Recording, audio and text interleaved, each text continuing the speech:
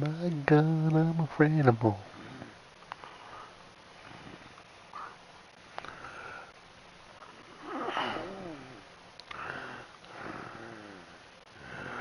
Are you putting yourself in the injured reserve?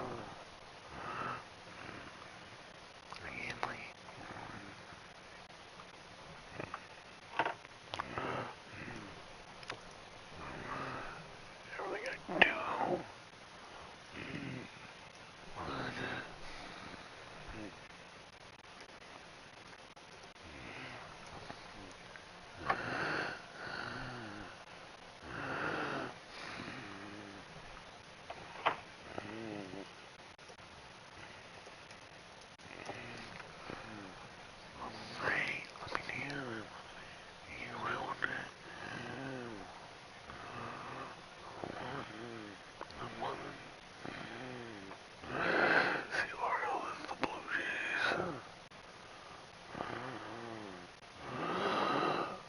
Okie dokie. Let's get started. Oh, shit.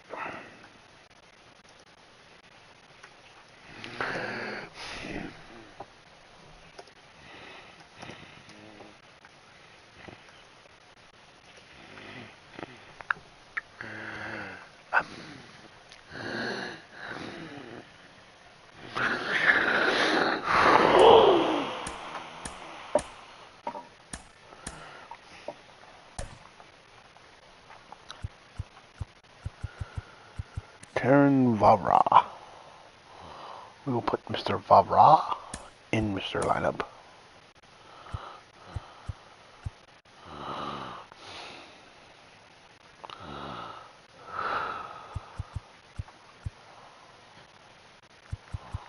Where then?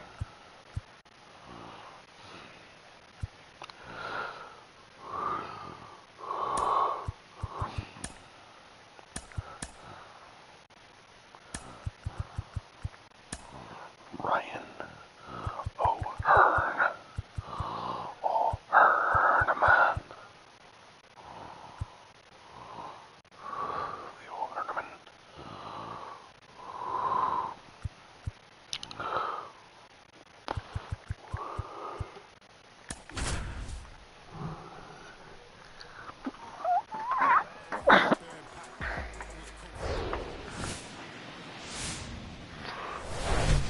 From inside Rogers Center in downtown Toronto, the show brings you game one of a big four-game set. It's the Baltimore Orioles and the Toronto Blue Jays.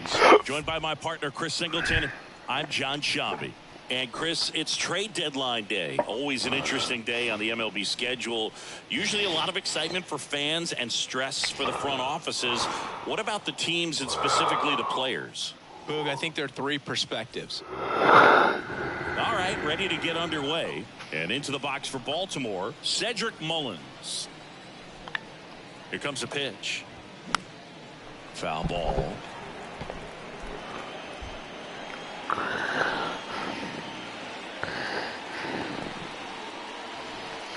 Oh, 1 down. Swing and a miss.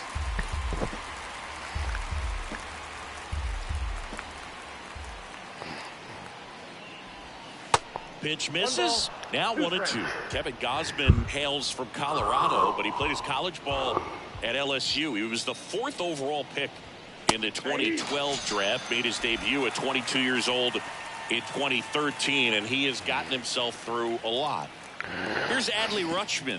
Good defender. He's been inconsistent offensively. He dives, but he can't make the catch. Whips it to first. And a couple of quick outs. All right, let's take a look at the Orioles lineup now. Because that's how my luck goes. It hits off. Season for them, Austin Hayes. And boom, he's a fun at bat to watch. I mean, definitely a threat whenever he's got that bat in his hands. But for me, it's all about the mechanics. They're so sound. And when he gets his foot down on time and starts his swing, so much. Now this one is smoked down the left field line. On its way. Ryan Mountcastle kills it in Toronto. Ryan Mountcastle hits one out. His 12th of the season, and just like that, they're out front. It's 1-0.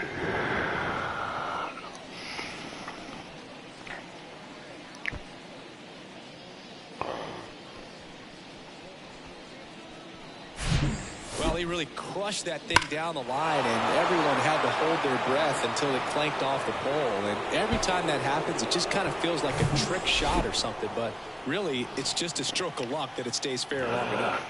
Anthony Santander at the plate. And he swings and misses at the initial offering. Yeah, and coming through the minor leagues, he was expected to be the #1 starter for the Baltimore Orioles and never quite lived up to that billing, but continued to fight ups and downs. The throw in time to get him, and that does it for the inning. Solo homer brings in one for Baltimore. It's now a 1-0 ball game. You're watching Orioles baseball on the show, Mid-Atlantic.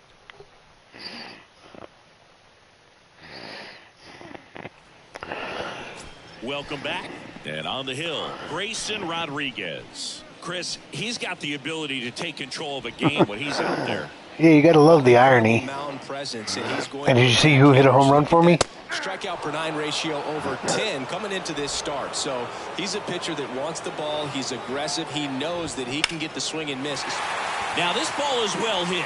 This one's got a chance. Reaching for it, makes the catch.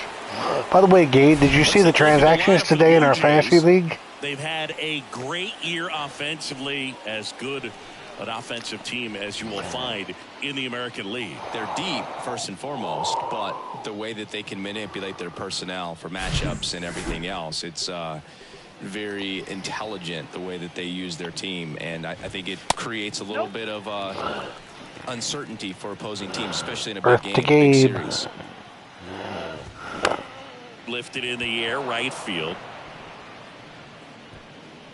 Santander makes the play. Out. Both Ryan Mountcastle and Austin Hayes got dropped by their teams today. Guerrero Jr. in there for strike one. Vladimir Guerrero Jr. He's made I don't understand the Austin Hayes one. I mean, he's hitting over 300. Star appearances.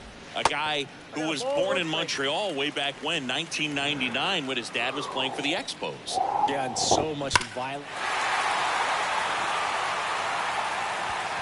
That was a nice bid right there to try to tie up this ball game. Just couldn't keep it from bending foul. He looked locked in on that swing. Pitcher better be careful with him right now. And the pitch. And now it's filled up. Siggy, how about this, though? A little more than 400 games into his career, Vlad Jr. had the... Do me a favor. Check out the YouTube short I put up with Frank Robinson in it. 1-0. I'd be interested to know your thoughts. Back here at the ballpark, new inning getting started. Here's the veteran second baseman, Adam Frazier. The pitch. Swing and a pop-up. Foul territory for the catcher. He's got it. One away. Good hard fastball up in the zone right there. They look really good coming in, but so hard to get on top of as a hitter. Ryan O'Hearn. I have a pretty funny Kevin Gausman story, Gabe. Are you able to come in chat?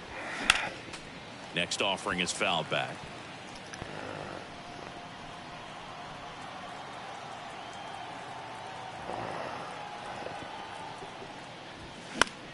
Out towards right center field. Springer drifts towards it. Drops into the glove. 2 up, 2 down. 2 outs, base is empty. So next to hit for Baltimore, Gunnar Henderson. First pitch doesn't find the zone. Earth to Gabe.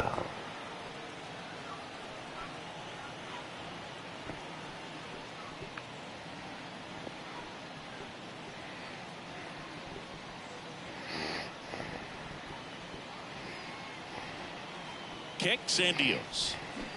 Swing and a miss, and it's one. But I gotta tell you, I really want to tell you my funny Kevin Gausman story. Beautiful splitter right there. As a hitter, you don't like it, but he's commanded his fastball, and out of that same tunnel, that splitter comes, and the bottom just falls out of it. The pitch. Swing and a miss at the splitter, and it's a strikeout. Orioles held in check there, but they still lead it 1-0. Back now in Toronto, ready to go for the last half of the inning. Here's George Springer to start it off. Started after the 0-1 pitch, and now a check down to first. And yes, he offered at it. Here's the 0-1. George Springer, a Connecticut native. In fact, played his college ball at UConn. First-round pick by the Astros in 2011. And he helped lead the Astros to the World Series in 2017.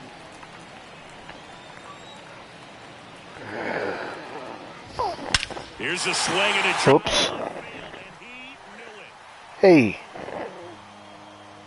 So, it was 2014 was the year we played the Royals in the ALCS, right? So, it was the day of Game 1, which you remember the first 2 games were at home. I was working, at the time, I was working part-time at Best Buy. Mainly for the discount. I love the discount they get their employees. Anyway, it was probably about 3:30, maybe 4 o'clock in the afternoon. And this guy comes back to the gaming department to buy a PlayStation 4. Right? He hands me his ID. Because we had to verify ID because of the price of the purchase. It was Kevin Gausman. And I looked at him and I said, aren't you supposed to be at the stadium in like 15 minutes? And he's like, yeah, so can we hurry up? I'm running late.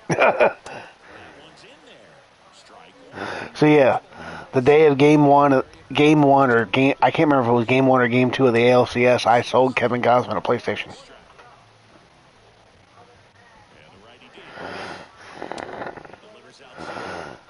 Well, when I worked part time at that Best Buy, I got Oriole players in there all the time. I sold a TV to Tommy Hunter. Wayne Kirby was always hilarious when he would come into the store. Our old first base coach.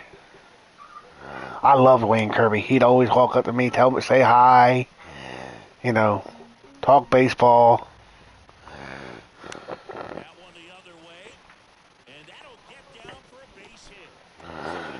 Like 10 minutes.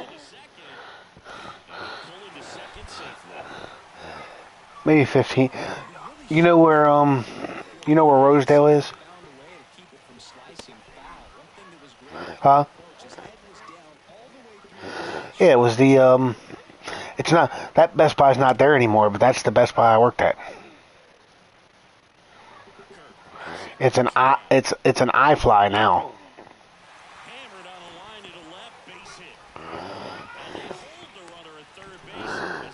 But yeah, for some reason, Austin Hayes and Mountcastle got dropped today in our league.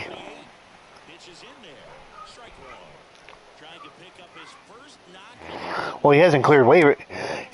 He's got to clear waivers first.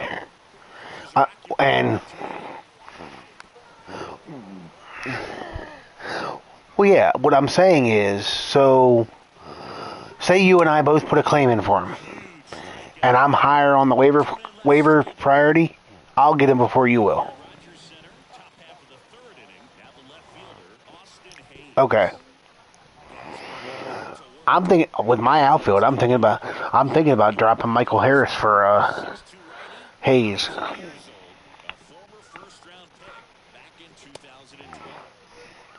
Man, I told you that with the production between Bobby Witt and Gunnar Henderson, that you'd probably get the better end of the deal in the Jose Ramirez trade. And so far, you've gotten the. I know Henderson's still struggling. He should still be getting a decent OPS with all the walks he gets, but I know he's been struggling batting average wise, but Yeah, but my point is, I'm sure if you look at probably what Bobby Witt's been doing, I bet you that, I mean, and considering what Jose Ramirez hasn't been doing, he's probably the best right now. He's probably the best singles hitter in baseball because he's not doing he's not doing anything offensively. The only guy I would not ever consider trading is Adley. Because, I mean, barring a catastrophic, and I don't even want to say it, because I don't want to speak it into existence. But you know what I want to say? Adley's my keeper.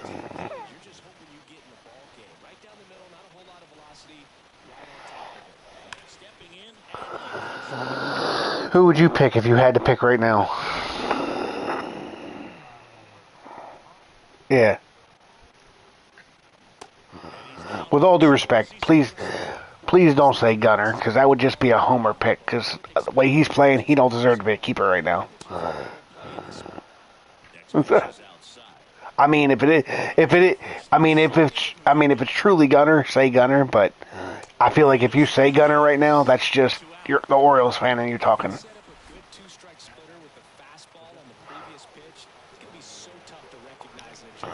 Yeah, I was going to say.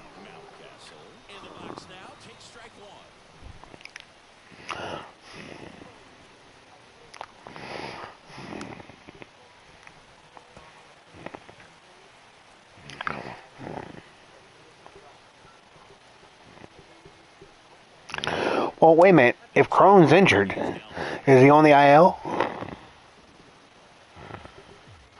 Because remember, you have... Well, then, don't drop him. Put him on the injured reserve.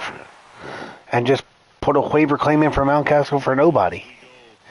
Why drop somebody when you have injured... Do you have all three of your injured reserve spots filled? So then don't drop Crone. Just put him on your injured reserve. I mean, look, I'm not... Actually, no. I mean, you do what you want, but there's no need to necessarily drop him, is what I mean.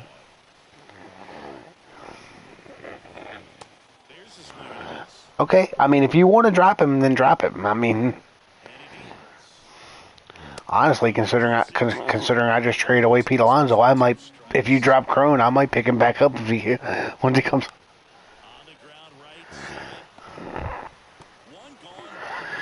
I thought about putting in a claim for Mountcastle just because of the hole at first base now, but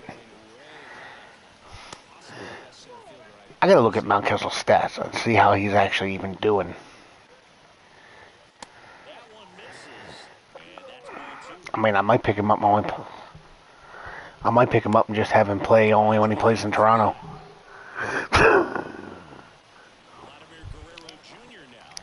Because he'd be the best player in baseball if he could just play in Toronto against Toronto.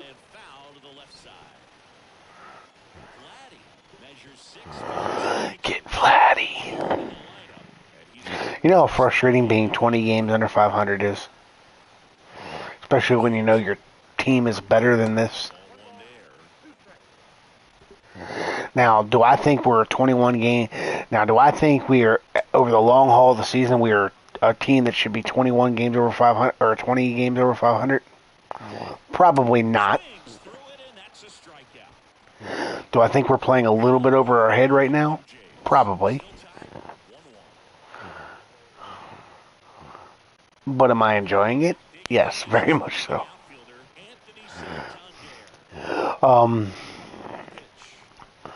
So that podcast I was telling you about, the Connor Newsom that does the show, he was speculating that when Means is ready to come back, that he's probably not going to be put right into the rotation, that he's probably may pitch out of the bullpen.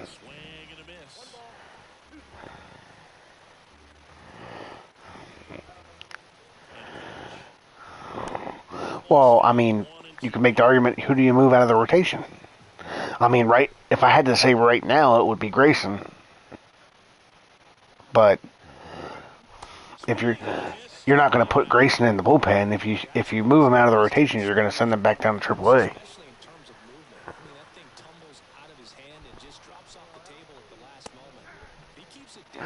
No, Means ain't getting traded. He'd have to prove he's healthy first. Means ain't getting traded. But yeah.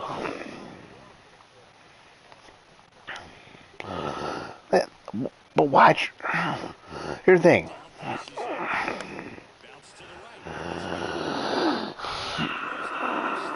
Not necessarily. I mean, well, no. If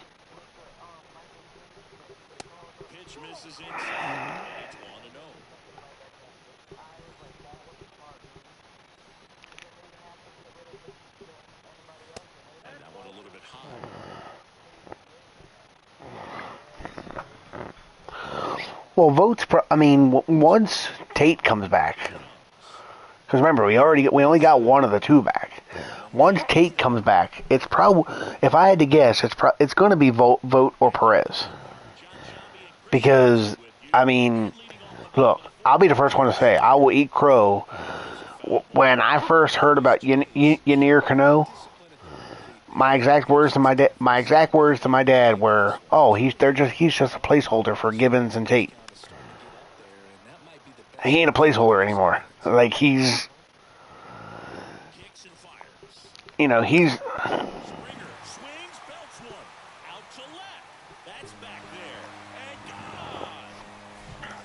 like this guy was looking out over the plate, but he was ready to turn on the inside. Absolutely blasted out of his... Well, yeah, I mean, either one of them, either Vogt or Perez are going to have to get designated for assignment. Because I don't think they both don't have options. I don't think either one, and I can't look at MLB The Show because that's one thing they never have right is the player options.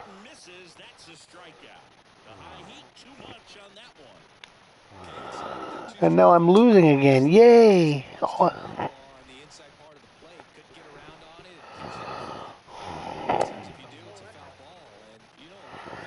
Yeah, and it's going to be fun too.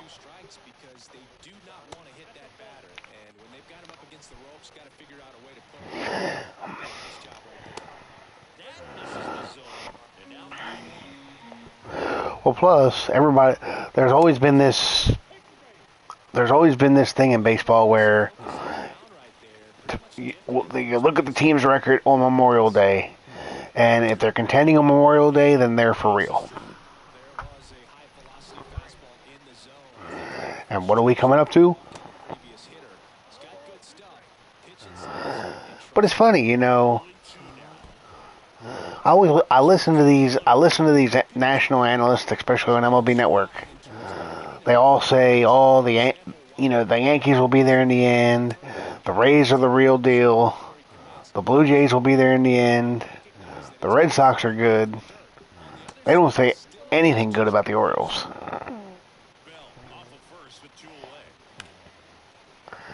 Never mind the fact that if we weren't in the same division with the Rays, we had the second best record in baseball. Not just the second best record in our division, the second best record in baseball. We just happen to be in the same division as the team that has the best record in baseball.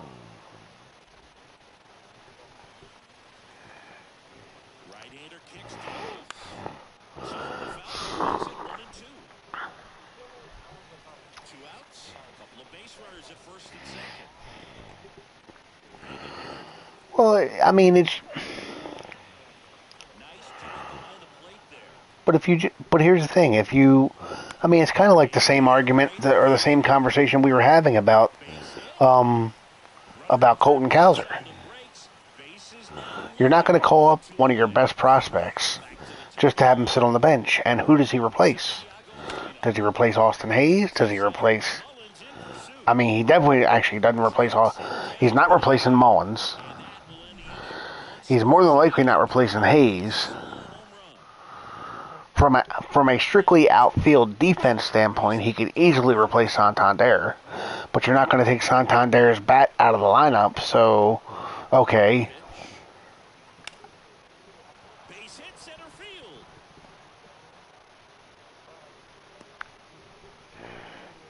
Well, that may end up being an at-bat. We go back. No, I never said Mountcastle will be gone.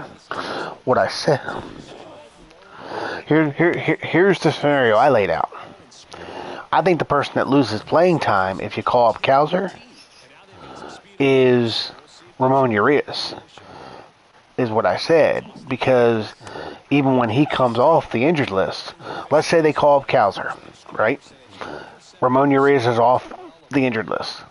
I could see Urias going to the bench to become your super utility person around the infield.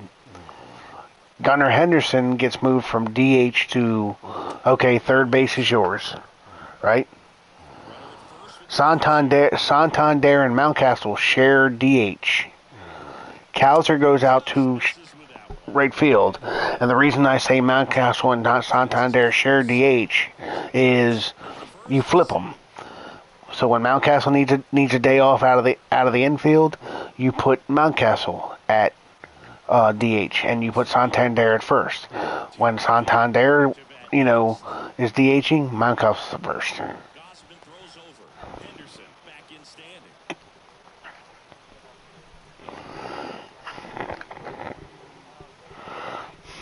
Here's the pitch. And he walked him.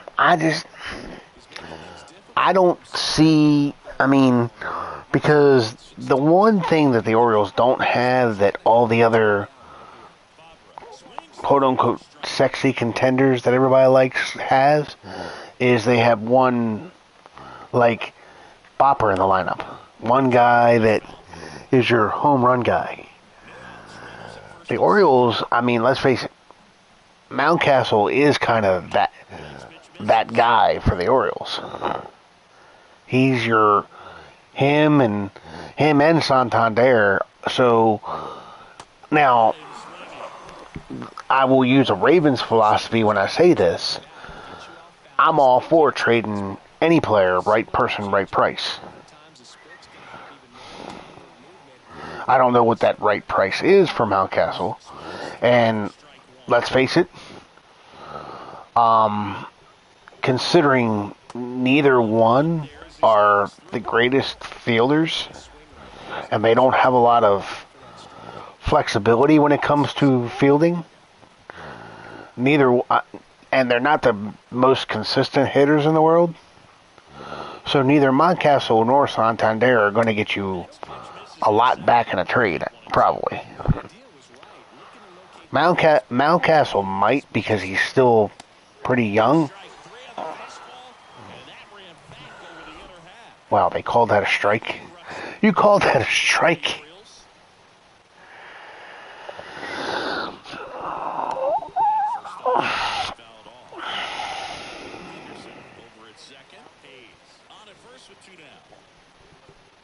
Yeah. But, or the other, if you don't put Ramon Urias and just make him your super utility man, like the scenario I laid out, you could probably get quite a bit for a guy like Urias because he's a good bat-the-ball guy. He may not be a power guy, but he's a bat-the-ball guy. He doesn't strike out. And he's coming off a season where he just won a Gold Glove. So he can field. First and second, 2 down. Next offering misses. 3 and 2 down. So both runners should be on the move here on the full count pitch. Yeah, this is a good chance to tie up this ball game. See if he can find some open grass in the outfield. Exactly, because here's the thing. No team's going to put him out in the outfield again. He hasn't played outfield in a couple years now. Other than the occasional. No team's going to put him in the outfield again. And honestly, and it's killing me even in the game.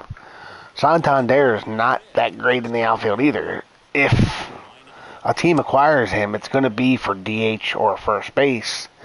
And who nowadays really trades for a guy that, he's my DH? teams want flexibility. Neither one of those guys give you a whole hell of a lot of flexibility.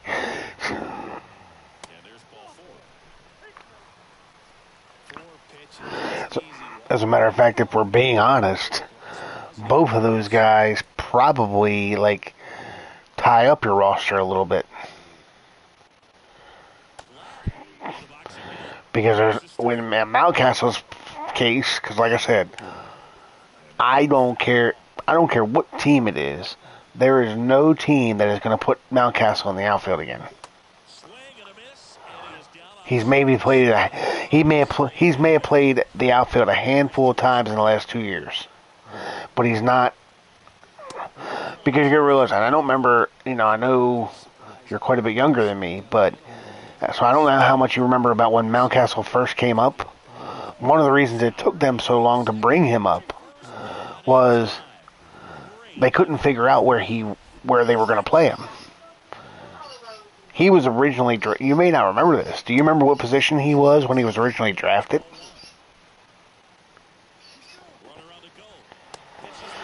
He was drafted as a shortstop. He didn't have the range to. They didn't think he had the range to play shortstop. So when he was in the minors, they moved him to third base. When he first came up with the Orioles, I think for a little bit he actually played third base. And then they realized he doesn't have the reactions for third base. So then he ended up in the outfield. Then he ended up at first base.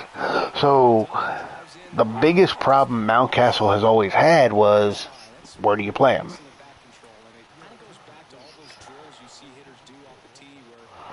So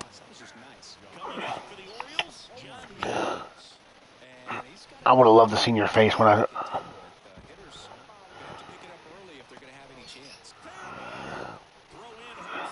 Possibly.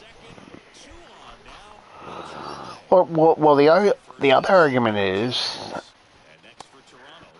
do you not necessarily trade anybody on the Major League roster? Use some of your, and when you go to acquire somebody new, you don't disrupt the Major League roster because of the chemistry, and you just add to it.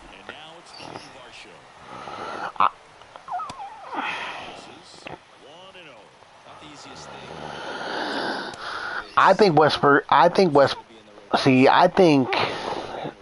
think Westburg's going to be up this year. I think Westburg, as much as people don't want to hear it, I think if you acquire somebody in a trade, and when I say you acquire a difference maker in a trade, I think Westburg is going to be in that package. Westburg.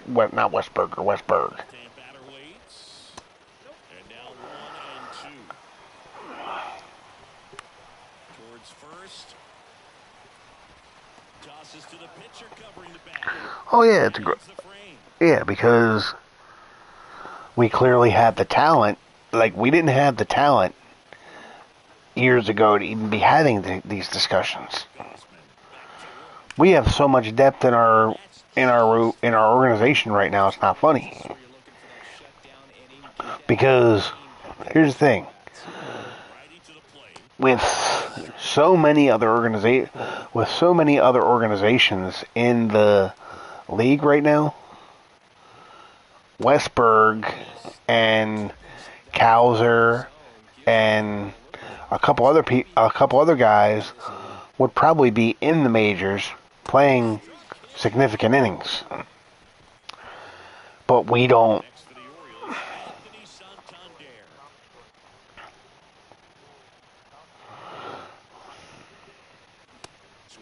Well, here's the thing about shortstop. Whoever is playing shortstop for the next year and a half, 2 years, is a placeholder. Because it's going to be Jackson Holliday. I think Gunnar even knows that. That's why Gunnar has taken to third base. Gunnar knows I'm going to be the third baseman on this team. Jackson Holliday is going to be the shortstop. And now 2-2. Caught a break right there. Pretty good pitch on the outside corner. No, I don't think second. Because you got Norby. And there's 2 down. 2 outs, base Or set. is it? Wait a minute. Is it Norby or is it? Wait a minute. I can always get these. Is it Norby or is it Mayo? That one finds the zone. Because one of them's third, one of them's second. But I think both of them can. Now, the other thing is, and I hate to say it, you never have all of your prospects pan out. Pitches outside, ball 1. So, I mean, and you got Connor Norby. I think Joey Ortiz has already proven that he could do it. Tosses to first. Frazier attack.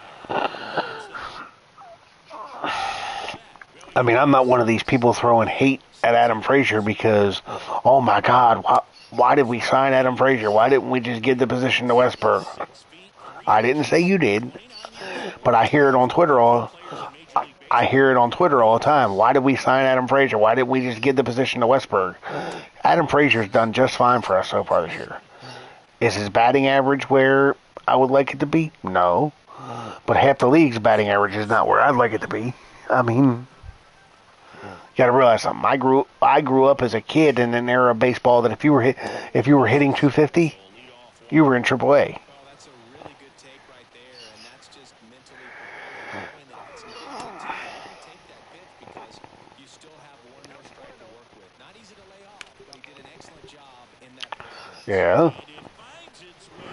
I mean, we got the number 1 rated farm system in baseball for a reason.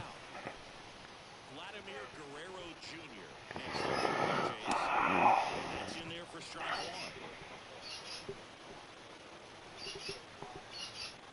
And he takes a strike.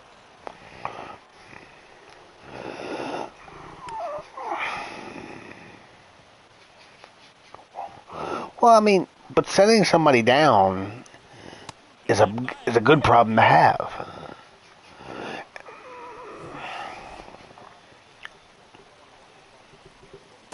First pitch just misses. I don't know. I just. Lays out, But it's. But again, it's a good But again, you're missing the point though. It's a good problem to have. absolutely smoked that ball. Now Matt Chapman at the plate. That's in there. That's strike 1. Here's the thing. It's not like. Through there for a strike. Quickly into an 0-2 count. Both pitches were It's not like anybody on the Major League roster is sucking so bad that it's like, why is this person playing over Colton Cowser, who's killing it in the minors? Because if that was the case, Colton Cowser would be here. You know what I mean? It's, Dead hitter waits.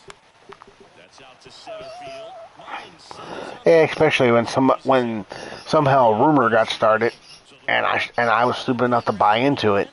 Oh, Colton Cowser's getting called up today. time to bring on a left-handed reliever from the pen with the lefty hitter coming up. I think it's a good move. I know I never liked when opposing teams did that to me.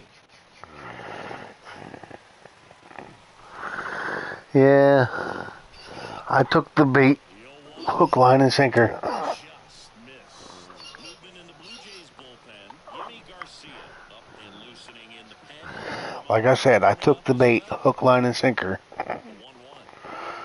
I got myself excited. Awkward swing there from the big left-handed hitter. Off balance as well. Oh, he's alive? I thought he might have put himself on the IL.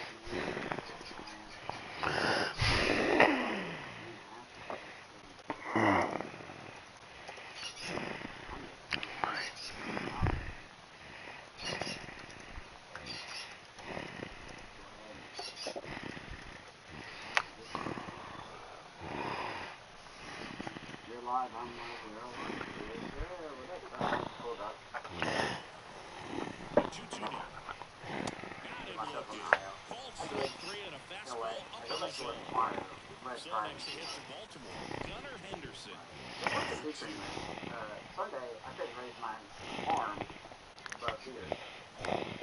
Next pitch is Oh, did you go watch that short I asked you to watch? Austin Hayes. The next hitter for the Orioles. I want you to listen to what Frank says about the talent in Major League Baseball and tell me if you agree with that statement. Obviously, you can't tell me if you agree with it in 1989 because it was before you were born, but tell me if you agree with it today. And that gets the inside corner of the strike. This guy's not wasting any pitches. Hitters got to get in the swing mode. This is a good time to expand the zone. Correct. So anything in the third. Rest in peace, Frank Robinson, by the way. It's a ball and 2 strikes.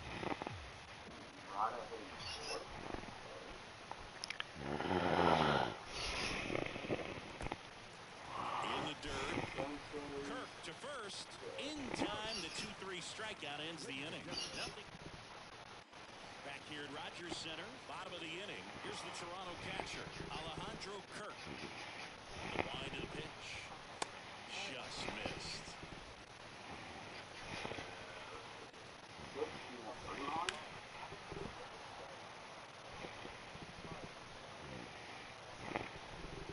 And now the lefty.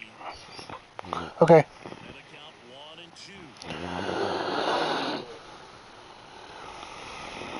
here it comes. Fights that one away. Still 1-2. Line to kick the pitch. And that just misses. This guy's a fun guy to watch taking at bat. He just rattles up there. He doesn't take a pitch off at all. Makes it so difficult on the pitchers out there. You can tell they get frustrated with how long it takes to put him away. But a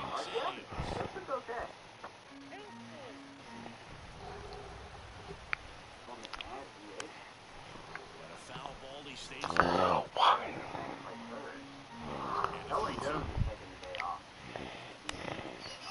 ground ball up the middle.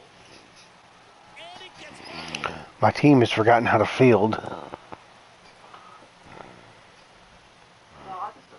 Here's the left fielder, Dalton Varsho. First pitch, and that's in for a strike.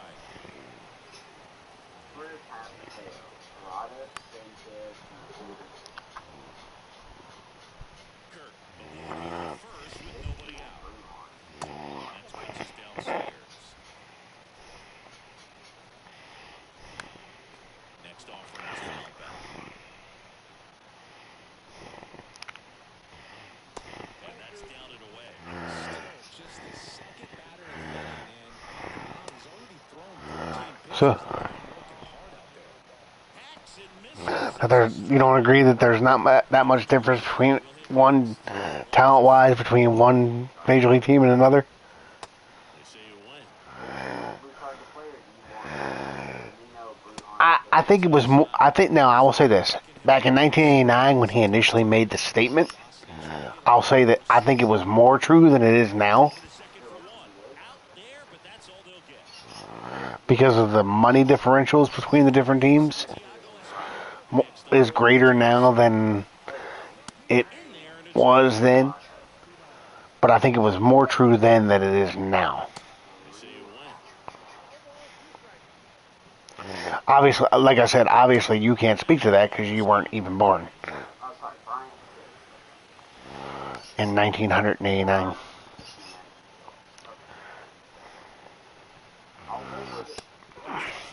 Hell, you weren't even born in 1900 anything. Up the middle. I ought to get you to watch that with me. I ought to get you to, if you could ever, like, if you ever have like an hour and a half, maybe 2 hours, sit on YouTube with me and watch because the Orioles 1989 highlight tape is on YouTube, and it's so much fun to watch. It was one of my. Okay, never mind if you're not interested. Oh. It was probably one of the most. It was probably one of the most enjoyable seasons of my childhood. We play the Red Sox next month, but they'll be at Colorado.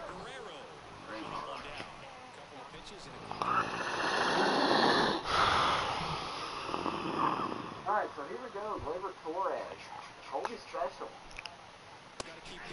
Lead off tonight against Kyle Bryant and Baltimore Orioles. Get this to the ninth with a 3-run lead. It should be a W. And we faced Bryant last season. Here comes the pitch. I'll let you pick next episode. I just had a burning heart. He's playing the Orioles in Camden.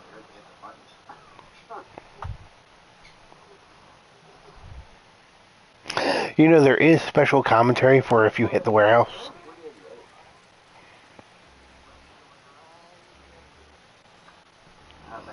Yeah. Well, I'll say this, because I hit the warehouse last year. So the special commentary was in there last year, so I would assume they wouldn't take that out.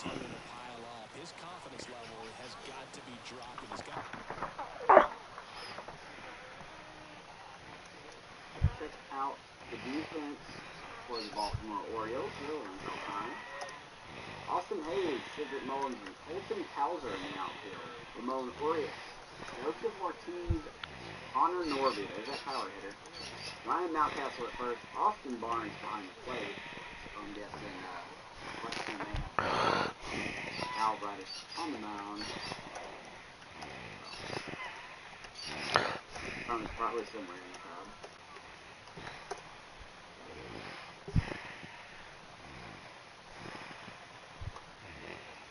1-0.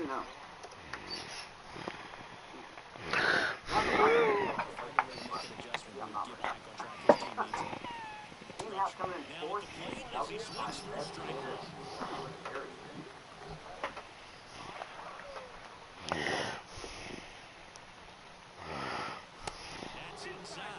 One ball, one strike. Hit the warehouse. That would be great. Who knows? And there's a strike. That's good swing out. We fouled off too much.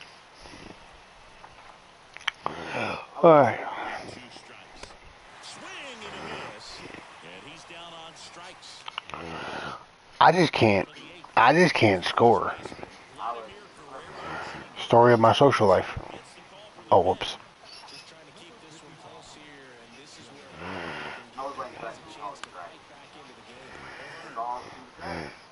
Oh, did I just say that on stream?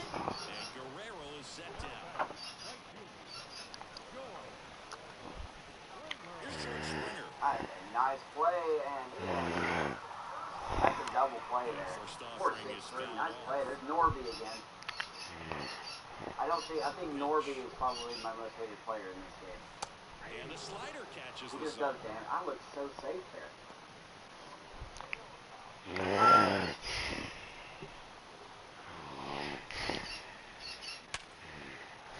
Line into left center, base hit. So they get him on board with a one-out single. Was that your fourth game? Is that your fourth game you went to this year? That ball was absolutely ripped. Home run, 2 later.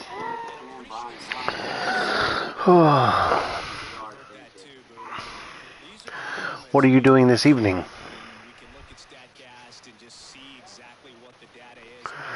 So when I'm done done this game, if you can fire up your PlayStation, do you want to watch the that why night?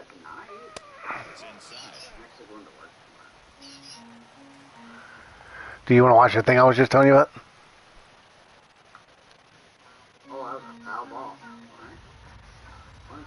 Well, it kind of does, because if you're not interested,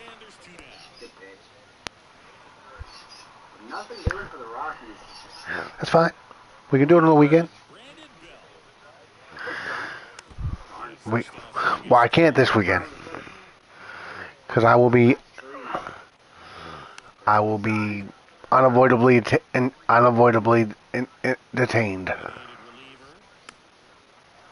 He's been cold. I'm worried about how he's going to pitch tonight.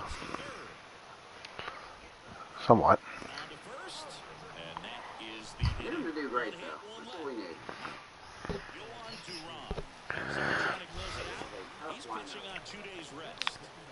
Here's Ryan Mountcastle. Pitch misses inside. They look like a prison uniform, though, which I don't know. They do look like a prison uniform.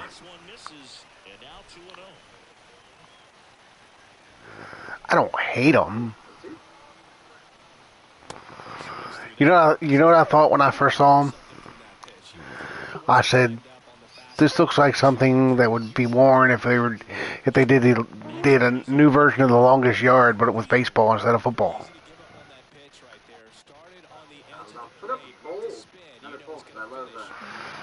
Hence why I say it looked like a prison uniform.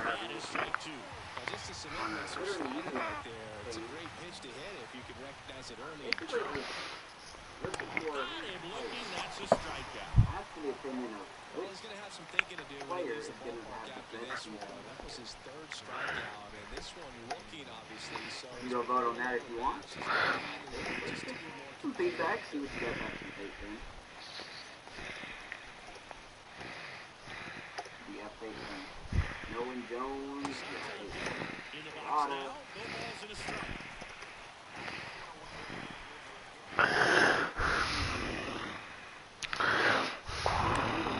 Next offering is fouled out.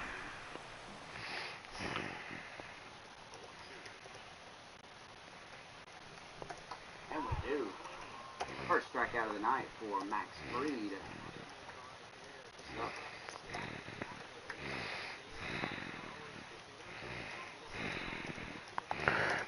Good to see Jack Flaherty.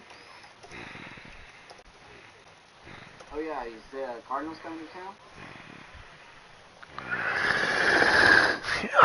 Grayson Rodriguez was pitching.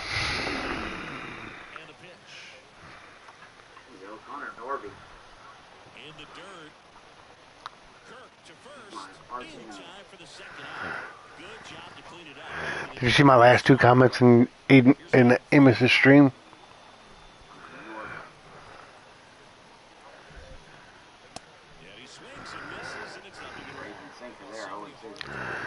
I told him.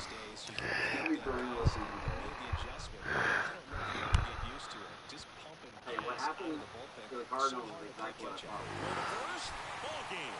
And the Blue Jays Cardinals claim the win here behind some great pitching and defense. A win on the last day of the month. You close it out with two totally different. carry that momentum. Beautiful curveball getting north. Two batters, two strikeouts for free. Here comes Mountcastle. No, look at my last two. By Betty White and Bob Barker. I'm hitting that good in real life. Doing that much better here. I'm 43 on the season.